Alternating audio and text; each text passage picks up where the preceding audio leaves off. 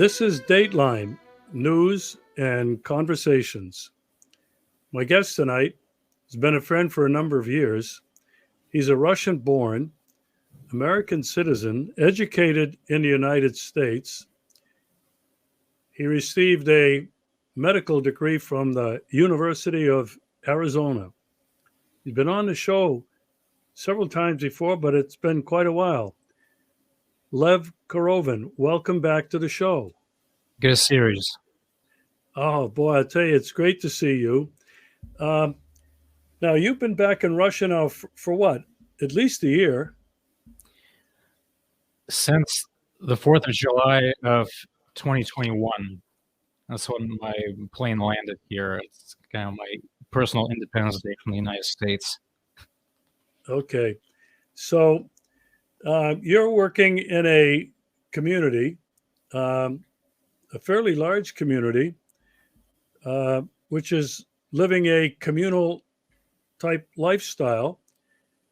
Everybody has something that they contribute to the community, and you being a doctor are not only providing your medical services, but you're doing a whole lot of media work as well. We'll talk a little bit about that. The first thing I have to ask you, what is your take and the take of the people in your community there on Seymour Hersh's bombshell report about the United States blowing up the Nord Stream 2 pipeline? Okay. So there's two halves to this question, right? It's first of all, the fact of the matter that it's in fact the United States that's responsible for these terrorist acts against the pipeline on the one hand, and then the fact that this report came out by Seymour Hersh, and he is a very accomplished individual with a very long track record of investigative journalism. And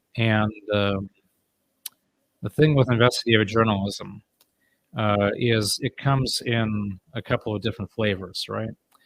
One is kind of like the romanticized, thing that is created in pop culture, where it's like, the investigative journalist is this kind of Sherlock Holmes that's hunting down the truth and fearlessly communicating it to the masses. And then there's something that also exists, which has a long track record in the United States, but not only there. It's kind of all over the world, where the journalist is essentially spoon-fed kind of confidential information by one or another political operator to serve one purpose or another. Okay, and of course, Seymour Hersh's initial claim to fame is his reporting on the My Lai massacre during the Vietnam War. But then he along with Bob Woodward, Woodward was with the Washington Post, Hersh was with the New York Times. They kind of both reported on Watergate. Of course, the only reason that they had access, to this confidential stuff with Watergate was because they were spoon-fed information by this so-called deep throat, which kind of at the very end of his life, it was confirmed that it was at that time the assistant director of the FBI, a gentleman named Mark Felt, and of course the end result of that was the disposal of Richard Nixon. Okay. With a lot of other reporting afterwards that Seymour Hersh has done, has also been in the standpoint that you have to have an insider in the intelligence community to be feeding you this. And I mean, it's your choice what to do with the information you're given, but the party that is giving you that information also has kind of ulterior motives. So really, the kind of other question here, I mean, the fact that it was the Americans behind it, I mean, it was, I mean, not a doubt here from the very beginning. Okay, because I mean, if who else could it be? I mean, realistically, I mean, Russia doesn't blow up its own pipelines. It can close off the spigot. If you can close the spigot, why destroy the pipeline? It doesn't make any sense. Um, but the fact that all of a sudden, you know, whoever in the contemporary U.S. intelligence community is communicating with Seymour Hersh is feeding him this information. Okay, the question is, like, why are they doing it, and what goal are they pursuing? Okay, so what goal are they pursuing, according to you? I mean, it's hard to say, but I think the in this case the end is the means, so to say. That there's one end, the kind of the maneuver in the economic war. Um, you know, when you just blow up a pipeline that you know creates problems in terms of you know, gas revenue from exports. But um, there's also the kind of information war aspect to it, where I mean, again, like when it's one thing when a terrorist organization, like, you know, blows something up, you know, or commits some other, like, big terrorist act. It's another aspect when they take credit for it and take responsibility. It's like they go on TV, yeah, it was us. Okay, what are you going to do? And I think that's what the American intelligence community is kind of like, just um, through this signal there, that they said, yeah, guess what? It was us. You know, here's this kind of intermediary figure that gives us plausible deniability. It's not like just you know, Joe Biden's press secretary, or you know, or representative of the CIA directly saying that this was an American attack. But you know, here's someone pretty official sounding, okay, who is basically said the same thing, and they want to gauge what the Russian reaction is in terms of basically, can is there some sort of retaliatory measure on our part directed at this? You know, does it evoke you know, any kind of other response, so to say?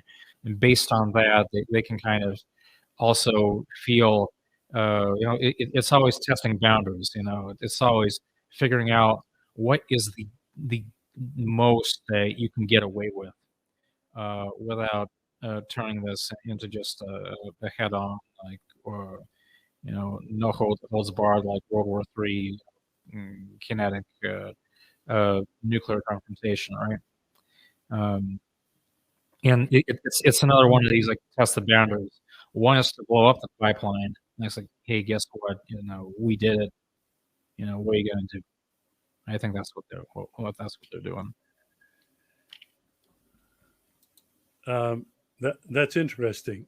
Um, I only had one other person that I interviewed. Uh, I've only known him online, I don't know, for about a year, but he's done a lot of investigative work himself. He's a filmmaker. He did a wonderful film on the JFK assassination. He told me just about exactly the same thing you just said. Um, this was fed to him probably by FBI, CIA, somebody in intelligence community that has an agenda. And it's interesting what you said, that it's to gauge Russia's reaction. And the thing I think about Russia is really slow to react. Mm-hmm. I think they know very well the game that the United States side is playing. They for sure have to know that now. The really troubling thing, and I think you're right, that whoever they are keep moving the ball forward. They keep pushing the envelope. They've been doing that in Ukraine, and they're doing it now, and have been doing it now more intensely with China. Pushing and pushing and pushing to see what kind of reaction. And the incredible thing is the restraint that both Russia and China have manifested over these last, well, certainly a year now, from the special military operation. I want to move to that now. It's been 1 year since Russia began the special military operation in Ukraine. I'd like to know what you think. You come from two worlds. You were born in Russia. You're back in Russia. You grew up your early years and your young adult years in America getting educated. You got your medical degree there. How do you see this conflict? And I'm wondering how the people in your community see the conflict. Are you all pretty much united in an agreement about what's going on? Yeah, I mean, it's one of the things that we do out here is run the Rosa Primavera news agency. It's very difficult to run a news agency and run essentially implements of informational warfare. If you can't agree on something, essentially. What we have in the beginning is for one reason or another, and I think that kind of on one of these like official levels, kind of it may never completely surface, but Russia's hand. And specifically Putin's hand as the commander-in-chief was somehow very dramatically forced in order to begin this, because basically the entire previous 22 years of him being in power have been about kind of the exact opposite. I mean, historically, when he began, he was one of the most pro-Western leaders in Russian history, and kind of incrementally, step by step, he's kind of like gets pigeonholed into this position of this so-called anti-Western autocratic dictator or whatever, but. At the same time, he himself and his government has always been, from my standpoint, inappropriately friendly with regards to the West in terms of how they interact. I mean, when the other side is like actually spitting in your face, and instead of either uh, giving them a fist to the nose or at least spitting back, you're saying polite things to them and trying to give them a great big hug. And uh, it can be easily construed as either a sign of weakness or you just don't know what the hell is going on. And, you can't interpret correctly that they're spitting in your face, which has been what the West has been doing to Russia. Well, I mean, ever since we lost the Cold War. Okay, has been continuously trying to remind us that we're the losing side. Okay, um, so the fact that you know a military conflict began um, uh, is a major breaking character uh, for um, for Putin as this kind of um, on the one hand somebody who cares deeply about Russian sovereignty and about Russia's position in the international stage, but at the same time sees this international world as something where the West does play a very important role and where he kind of keeps talking about partners when the proper terminology should be probable adversary. So um, again, officially, we're unlikely to ever find out what exactly. If you want kind of not a Seymour Hersh level thing, because uh, well, we're not Seymour Hersh, but uh, let's say that at one point, I sometimes this happens to me. Like I go to bed and I see dreams, and sometimes I remember them, right? So it's like I had a dream the other night that in the in the immediate like day and hours prior to February 24th, 2022. Uh, the Ukrainians, with the active assistance of the British and to a lesser degree the Americans, deployed a large amount of conventional cruise missiles that were sea based at the port of Chakova.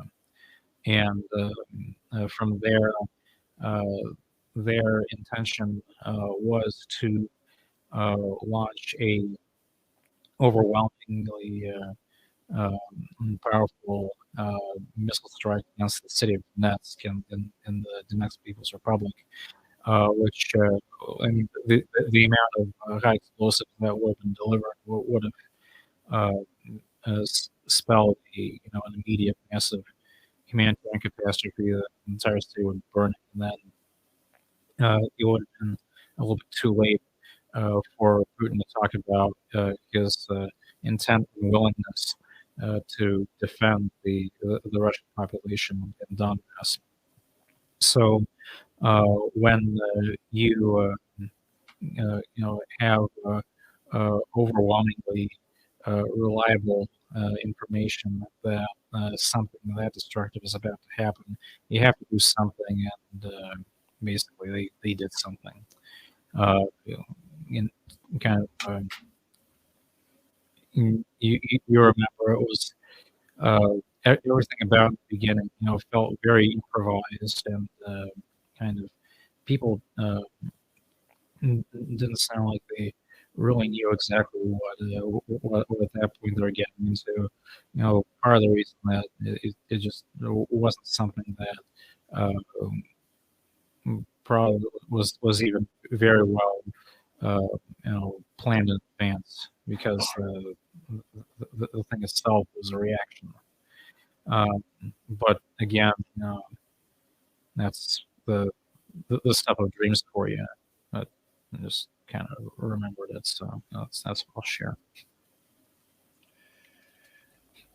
Okay, so it's pretty well acknowledged and accepted that um, in the beginning, a year ago, uh, Russia, Putin, the general staff uh, misjudged uh, probably the intensity of the pushback, the fight from Ukraine, went in with not enough firepower, not enough men, and we had to go several months before he called up another 300,000 reservists who have been undergoing intense training. Reportedly, some 20,000 volunteers showed up. I'm not sure about that. The Wagner group, now more. And the Wagner group showed up. I don't know how many thousands of guys they got fighting. And so this whole conflict, to me, seems to have gone through several stages. Maybe this is the fourth stage and hopefully the final stage. But Lev, it's driving me crazy why Russia is again so restrained in putting an end to this thing, because it certainly could. What are your thoughts on that? Do you think that Russia should have now gone in there like anybody would have in a war like this with this overwhelming firepower, come in with heavy artillery, aerial bombardments, and then boom, the troops come in and clean up and go all the way to Odessa and all the way to Kiev? I mean, what are your thoughts on that? What are they playing, a defensive game here? Yeah, I mean, it's easy to do one of these like armchair general things. I was like, well, if it was me and I and me having the knowledge that I have now on February 24th, 2023, this is what I would have done, a year ago. And you can like sit here and pontificate and sound real smart about it, but I mean, they had obviously incomplete information, which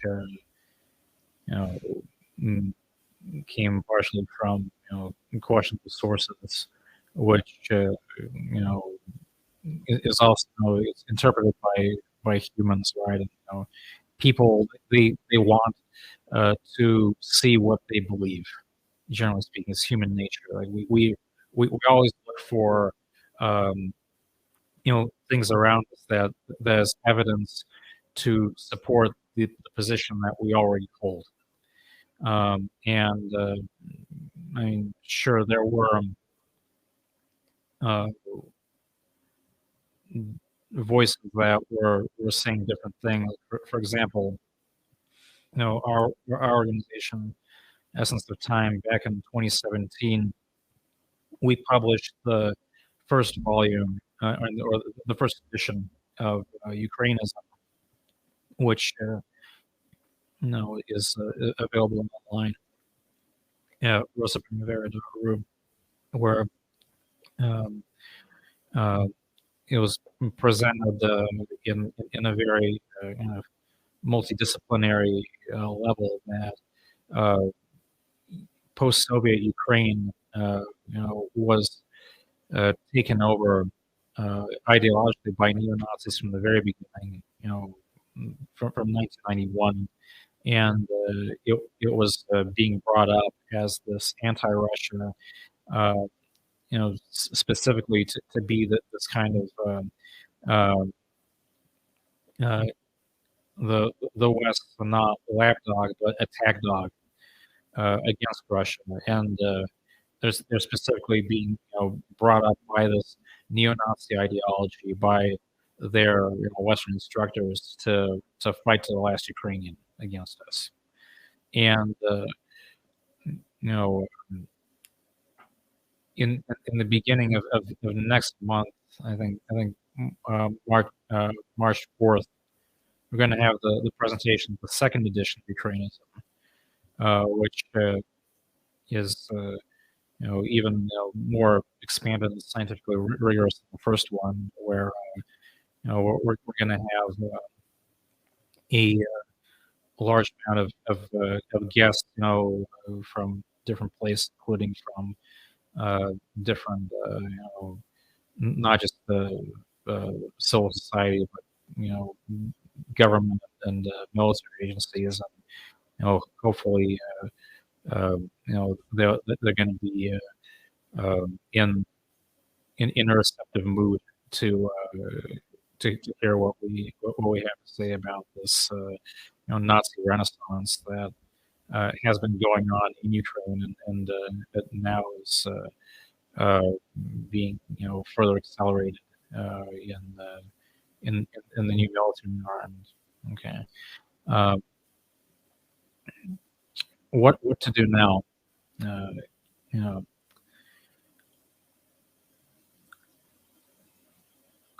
it's one thing when we talk about, well, kind of some mistakes were made in the beginning, because nothing like goes according to plan, especially when it's not a war of choice, when it's not like you had a choice to start fighting or not, when again, mm, to the degree that I can say, it looks very much like Putin had a metaphorical gun in his head. At least politically, he had to respond somehow, and kind of he did what he did. Um, the issue now, okay, and when we talk about restraint, uh, this what kind of bothers me, uh, is you know people have different ideas of what a special military operation is, right? And unfortunately, I think one of the definitions that the kind of Russian government has given to it was for a very long time, um, they were trying to make it into something where it's like, well, there's a peripheral military conflict that is unfolding outside of Russia that doesn't really involve the Russian people per se. That well, there's professional soldiers that are fighting there. They sign up for it. It's their job, and the countries are proud of them. But the rest of the country, the rest of society, can go on with business as usual. Can go on living this consumeristic lifestyle, enjoying some relative affluence, kind of calmness, stability, eating tasty things, and having fun and whatnot, while somewhere far away is a military conflict that you know the rest of society can not think about. Okay, and in terms of winning, okay, something that is the exact opposite of what needs to be done now. Okay, it's one thing that to talk about what could have been done then. What you have to do now, okay, is uh, the West is already comparing what's going on to World War One, World War Two. That mm, mm, like people like Fiona Hill, who was an advisor to Bush Jr., Obama, and the Trump. It's already just openly saying that well, this is the unprecedented great power conflict, since World War II, where she's essentially saying that the United States is a side in the conflict. Okay, and I mean everybody understands this, but it's one of these things that people don't want to acknowledge. Okay, and one of those things where it's like, why are they pushing the envelope like this? Well, are they gonna see that that Moscow is again like pretending that America's on a side, are we going to call things by their proper name? And if we are honest with people, if we're honest with the Russian people as a whole, that this is a fight for national survival at the level of the Great Patriotic War, and we need not this kind of slightly Russified shopping mall Disneyland bullshit. We need a situation like in the Great Patriotic War, where it was called everything for the front, everything for victory. Okay, when it turns into truly a people's war. Okay, that's when the Russians excel. That's when the military excels. That's when the people excel, and that's when we win. Ask Napoleon, ask Hitler. Okay, and and the people that be it Zelensky in Kiev or Biden in Washington. Okay, they're completely in that same cohort. Okay, see no difference between them at this point. All right, once you stop trying to play this game of peaceful affluence with some kind of minor peripheral conflict at the borders that can be solved with one kind of firepower or another, with one kind of high-tech weapons or another, and you start talking about a people's war. That's when victory happens. Well, do you think that after Putin's speech, and I want to shift gears and go to that now, do you think that the people in Russia realize that it's their future that's at stake? I mean, Putin basically called out the United States, called out NATO and the EU. They've said openly, our goal and our plan is to destroy Russia. Do you think the Russian people understand that now? I think that the understanding of the Russian people at this point comes not from what they're being told by officials, even by Putin. It's kind of more so being driven just by what they're hearing from people who've been at the front, who are coming back, and who have what they've seen with their own eyes, and it's kind of a combination of these personal stories that can drive a real understanding. Putin, since the beginning of the operation, he has referred to the West with more and more harsh words. Okay, or essentially that it's the satanic West, or essentially there's an agenda of Satanism is unfolding. And, I don't disagree with him there. I think he's completely correct in his assessment, and Russia's standing up to that. But words have to be, supported by actions. If you talk the talk, you have to walk the walk. Okay, you call him Satan, okay, then you have to do with him what you do with Satan. All right.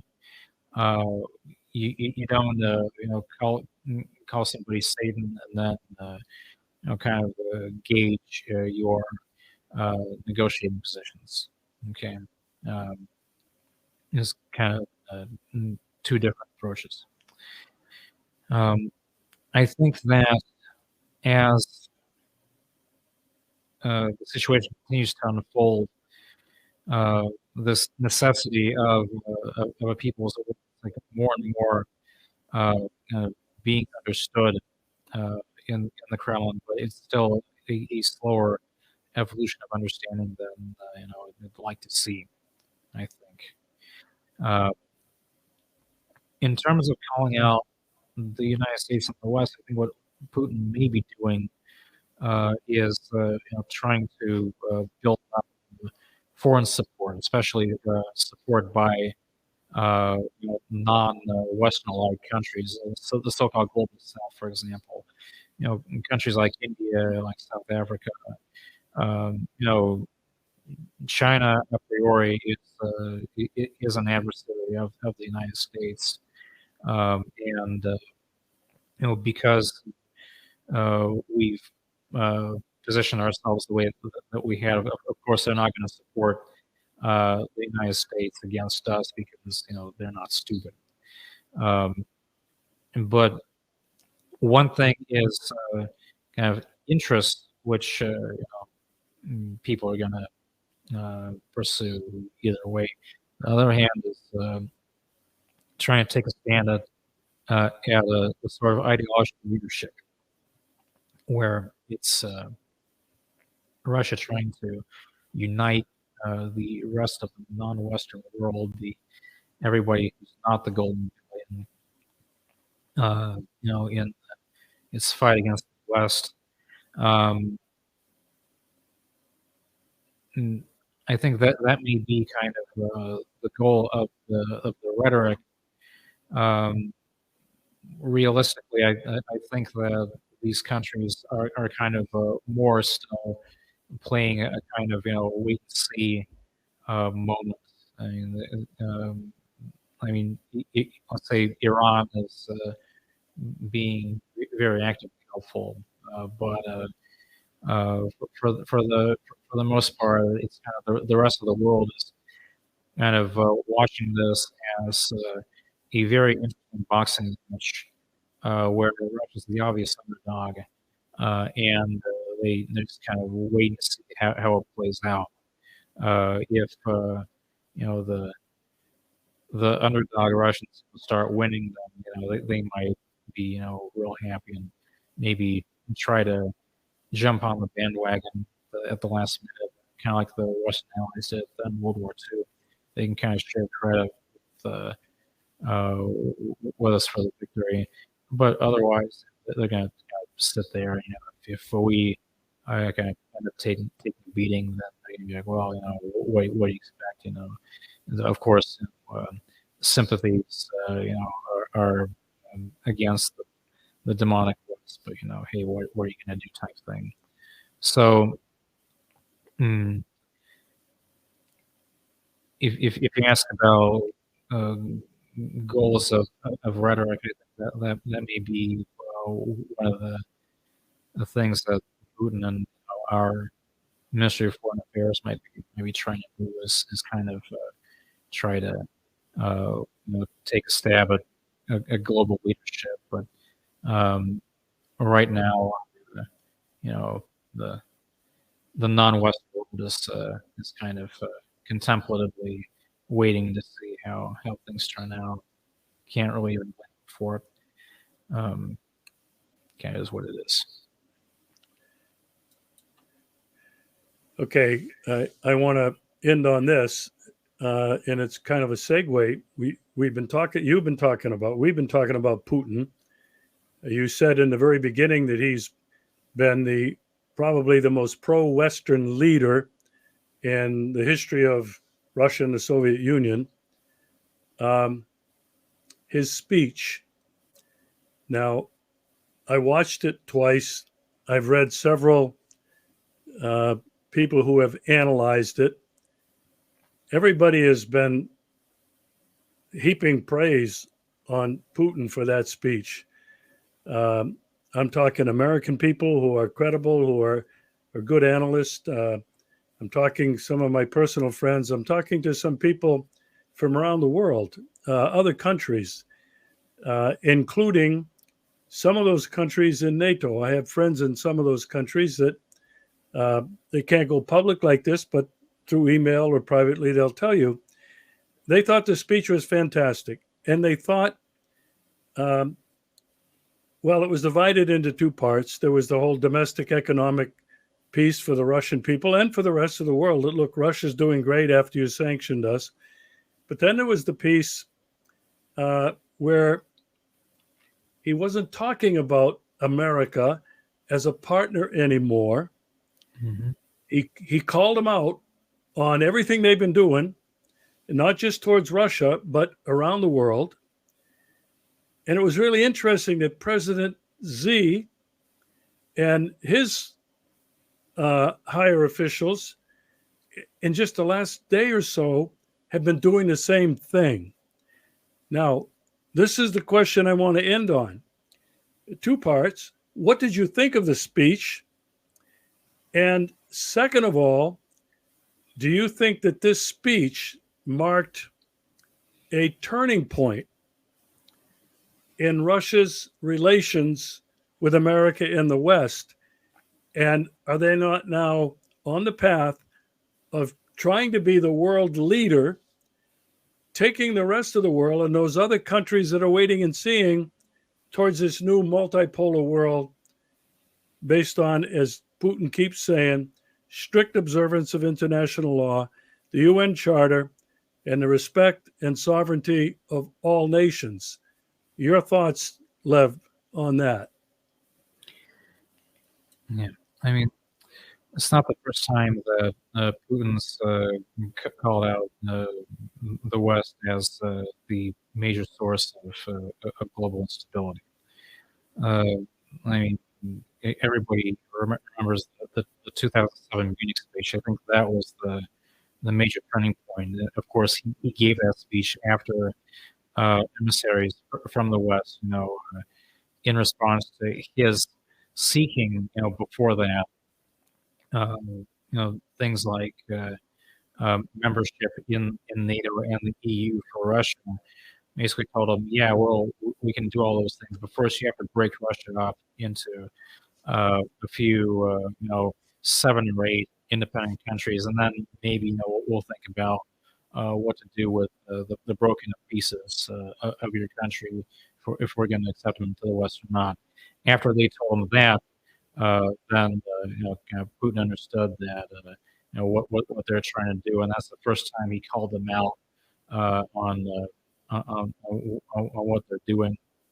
He's trying to take advantage of everybody else's weakness to dominate the globe, to dominate humanity. And this speech now, it was powerful. Okay, it was in line with that same direction. Putin's great at giving speeches. It was a fantastic speech. Let's make the war fighting fantastic. Let's win. Well, Lev, this has been really good. I think you've provided some additional insight that not a lot of other people have been talking about. We're going to have to do this again. It's really my bad that I got wrapped up in a lot of other things, and I kind of let our more frequent contact slide a bit. But I really do appreciate your analysis, and I'll tell you why. And I am saying this to the audience. You're Russian-born, educated in the United States, American citizen, who came back to Russia and are now living in a commune, trying to live life the way life should be, preserving all that's good about humanity, being helpful to one another.